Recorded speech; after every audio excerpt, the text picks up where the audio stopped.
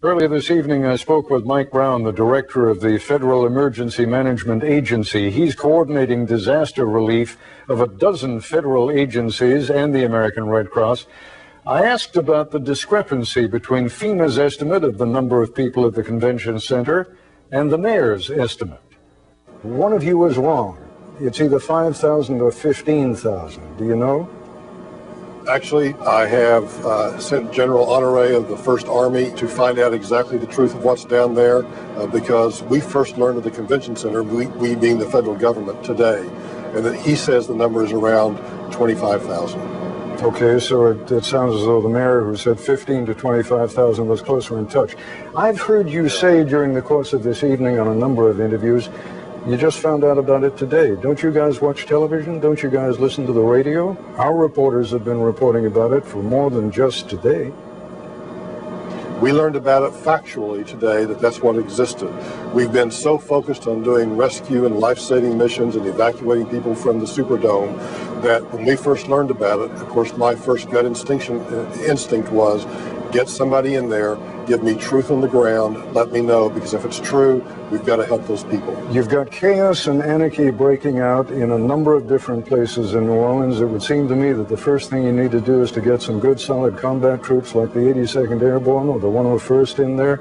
These are guys who are ready to move immediately. Instead, you're sending National Guardsmen in there and it's taking time. You don't have time. We don't have time, Ted, and General Honore and the First Army Division are here at my disposal, and we're absolutely doing that. We are ramping that up.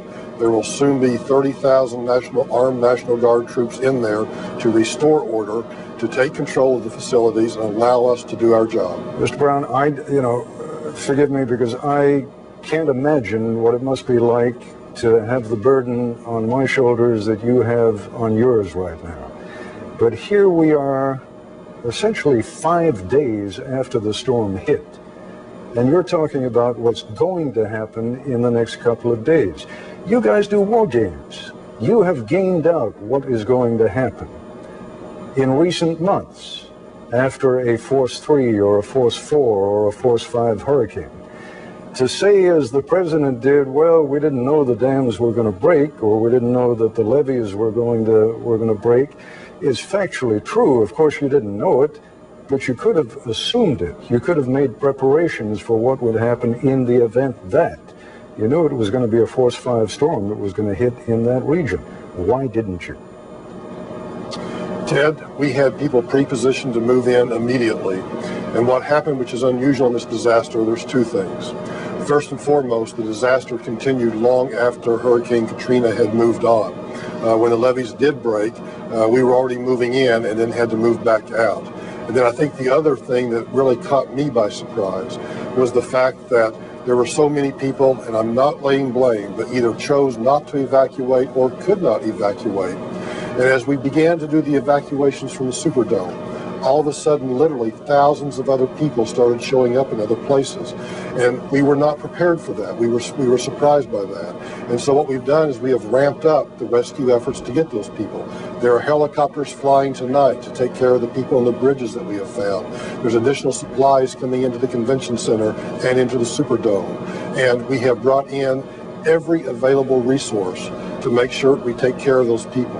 And I just want to say to the American public, that they do need to understand exactly how catastrophic this disaster is. And they do need to know that we're going to have every available resource to do everything that we can. We're going to take care of these victims. We're going to make it right.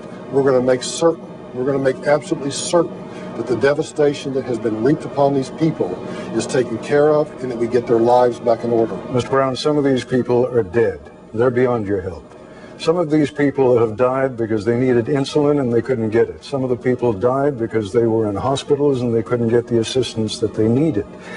You say you were surprised by the fact that so many people didn't make it out. It's no surprise to anyone that you had at least 100,000 people in the city of New Orleans who are dirt poor, who don't have cars, who don't have access to public transportation, who don't have any way of getting out of the city simply because somebody says, you know, there's a Force 5 storm coming, you ought to get out.